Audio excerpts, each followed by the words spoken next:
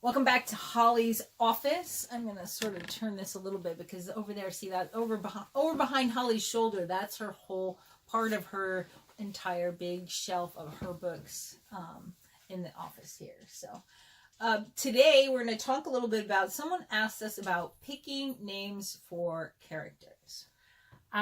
Something I've been doing the last couple of years I find fun is when I'm stuck for a name, especially with secondary characters. I haven't done it too much for like hero and heroine, but I go over to Facebook. I don't know that I've used Twitter, mainly Facebook, I think, and I'll just see who posted. And so it's been a lot of fun. First name from one. And it's not in any way, the character is not meant to represent the person I named them after. Mm-hmm. It's like naming a child after someone. You hope they get the positive traits and not any of the negatives. But it's been a great way, and it's fun when readers then get to go through a book and spot their name in it. Yeah. So, how about you? Well, here's the thing. Sometimes names matter, and sometimes they don't. But especially, and even with your hero and heroine. Now, I know, like, naming your hero and heroine, usually we invest some time in that. And, you know, you want to pick a name that you maybe haven't used. Although, when you get to writing as many books as Holly has, sometimes you have to reuse a couple names them. And you don't realize till you're like into it and that character's already that name. Right. You're like, I think I did this before. And like I say, sometimes it matters and sometimes it doesn't. Now, the very first book I wrote, which I will be re-releasing here in a while, the heroine's name is Harley, and her name mattered. Like her name had significance to her and to her story. And the hero at the time, I can't even remember what his name was. They changed his name. So again, that's the thing. So when they called to buy the book, you know, one of the things they said was, I know what it was. His name was Brock. And they were like, we don't like that name. Can we change it? And I was like, you're buying my book? I'll change the hero's name. Because his name didn't really, like, his name had no great significance. To the story. If they had asked me, can we change Harley's name, I would have been like, but then you're messing with the entire story. Because it has significance to her and it has significance to her story. So in that case, it does matter. I have been known to, I still keep old phone books. Oh, nice. I still keep old phone books because I have been known to run through phone books when I get, and I use baby name books, and I have all these kinds of things. Over there is a baby name book on the shelf because I've used that as well. I had a hero who was a secondary character in one book, and his name was Larry. And his last name was, I don't know, Mackenzie, maybe. Matt. They called him Matt. Something like that, right. But the heroine, even as a secondary character, referred to him as Mac.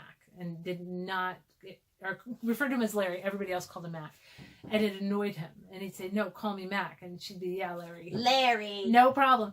When I sold them as the hero and heroine, they hated the name Larry for a hero. Sorry, Larry. I know, I felt so bad. And I'm like, no, they all call him Mac. And they're like, all right, that's fine.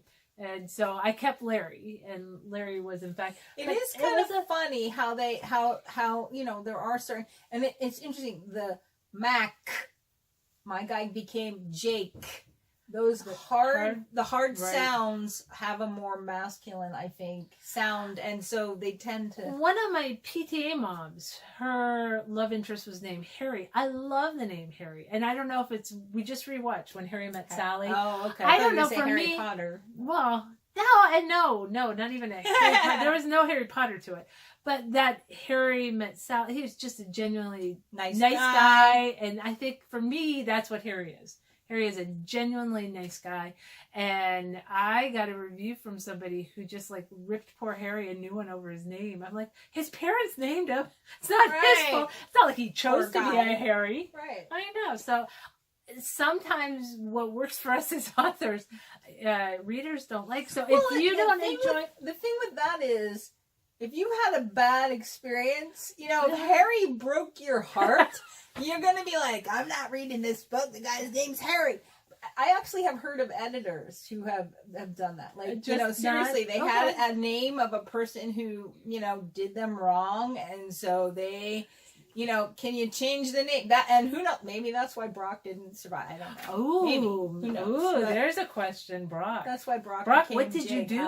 Brock, what did you do to my editor back then? I don't know, but names. I mean, it's interesting to see how they resonate with somebody. But frankly, really, if I get a letter with someone who said, you know, I loved Harry, I obviously remember, but I love Theo, and I don't think I ever wrote a Theo, but I would have to go look through my list to see what book he was in, because there's a lot of times anymore that it just all blends together.